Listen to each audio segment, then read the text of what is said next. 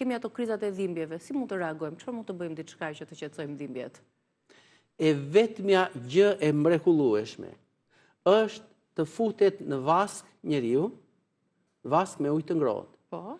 Nëse kam çajin e pijm këtë çajin, nëse nuk e kam çajin, atë gotën e limonit, ndonjë bish qershie ose ndonjë fier guri, majdanoz, qoftë edhe majdanoz gjelle që mund ta ziejmë kështu.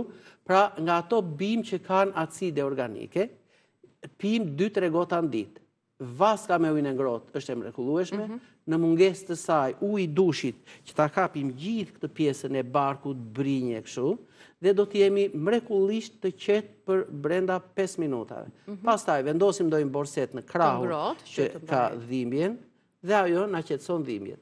Mbas kësaj është mirë që urinën ta grumbullojmë në një kavanos, sepse do të bindemi që diçka ka rrëshqitur nga veshka dhe ka dalë aty poshtë.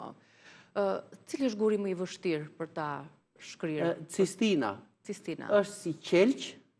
Jep më shumë dhimbje? Po, jep më shumë. Jep dhimbje është që do kohë, ne kemi pat një rast, për shembull ai 6 muaj përdorte çajrat, ishte mrekullisht mirë, vetëm një ditë i dha dhimbja ai guri sikur u ça kështu, kriza të forta të tmerrshme, atë e qetësoi vetëm vaska dhe asnjë gjë tjetër.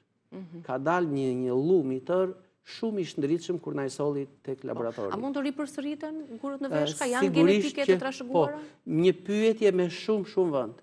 Ka shumë njerëz që ajo, për shembull, në njërin kaliçe veshka ka krijuar një gur aty, 1 centimetër e gjysmë.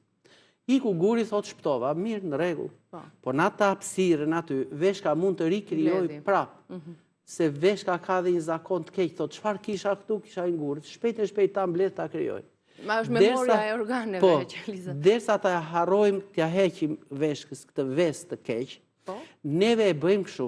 Pra doli guri, atëherë pim 1 javë në 1 muaj çajra. 3-4 gota. Për mirëmbajtje. Sa për mirëmbajtje, po. Pra këtë gjë, këtë trajtim, ne e bëjmë, le të themi, 3-4 muaj. E çfarë është? Asnjë.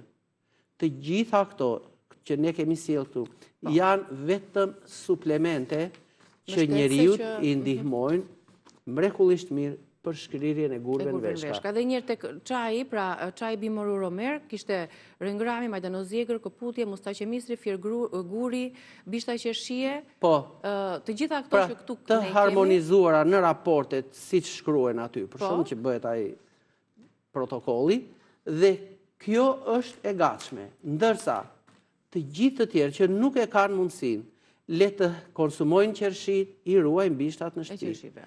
Mund të marrin për shembull ndonjë. Se vjen dhe sezoni tani. Po, rrënjë majdanozit të tokës kështu. E ruajmë.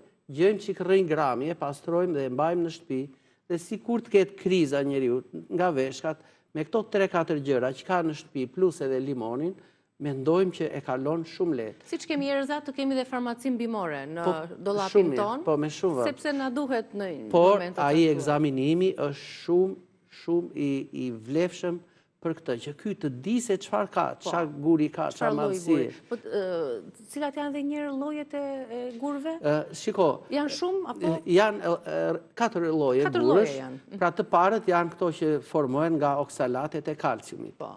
Të dytët janë këto të cilat formohen nga kriprat urate, nga acidi urik i ngritur, kur konsumimi i mishit e kështu me radhë.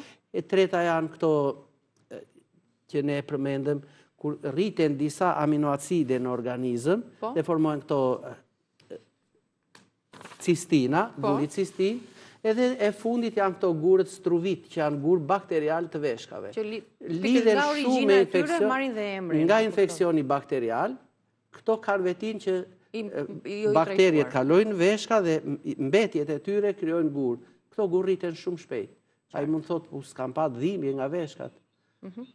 Krijon gati në 1/3 e njerëzve.